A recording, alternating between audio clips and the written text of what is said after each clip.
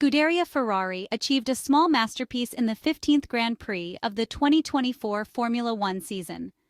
Considering the unfavorable starting positions and the difficulties encountered throughout the weekend, the performance of the Maranello team, especially with the hard tires, was excellent. Thanks to a well-timed pit strategy, Charles Leclerc reached the podium after 48 laps on hard tires. He also managed to keep Oscar Piastri behind, despite the fact that the Australian driver had a faster car and fresher tires. Carlos Sainz's recovery from 10th position was also good.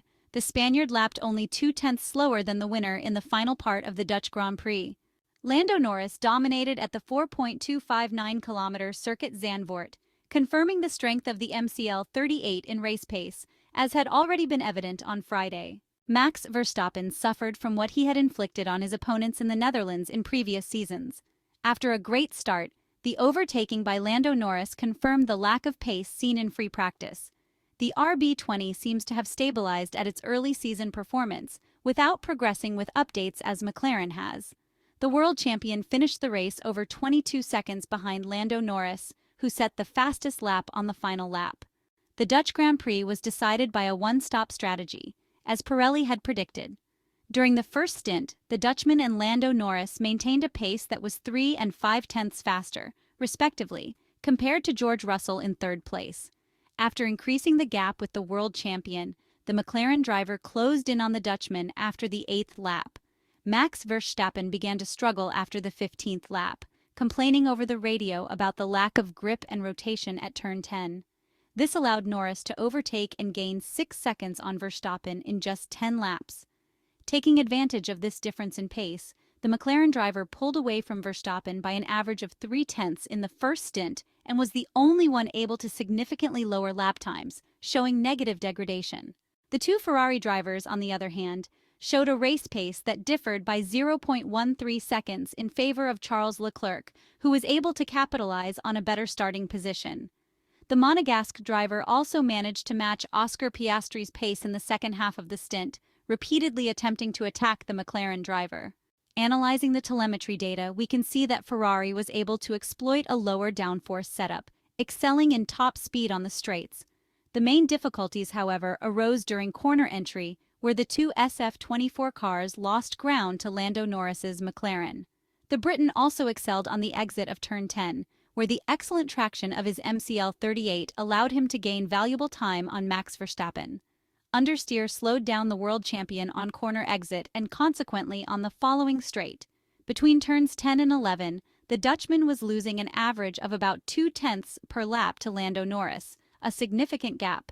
Moreover, it should be noted that the problem during corner entry suffered by Max Verstappen was a result of the world champion pushing too hard. Max was the best in almost all the braking zones during the first stint, pushing his RB20 beyond its limits to try and optimize handling. However, this was not enough because the McLaren was simply too fast. In the second part of the Dutch Grand Prix, all the top drivers used the hard compound, completing the medium-hard strategy. Charles Leclerc, the first to pit, completed the most laps on the white-ringed Pirellis, making the most of a well-executed strategy by Ferrari, which allowed him to secure an unexpected podium. The main issues for the Monegasque driver in keeping Piastri behind came from managing oversteer in turns 1 and 10. His race engineer, Brian Bozzi, repeatedly asked the Ferrari driver to change his approach to turns 8, 9 to improve stability in turn 10. Carlos Sainz also confirmed Ferrari's excellent drivability on hard tires, showing a pace even faster than his Maranello teammates, losing on average only 0.2 to Lando Norris. As for tire wear, Carlos Sainz and Charles Leclerc, along with George Russell, were the only ones to consistently improve their performance lap after lap, thanks to a lighter car.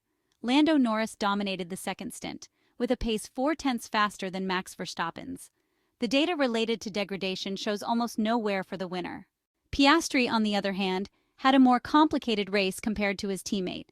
Despite having the faster car, Oscar was largely penalized by a delayed pit stop. As a result, the Australian didn't have the chance to overtake Charles Leclerc and chase after Verstappen. The telemetry from the second stint shows that, despite having the opportunity to open the drag reduction system and take advantage of Charles Leclerc's slipstream, the McLaren 38 gained only 1 km/h on the SF24.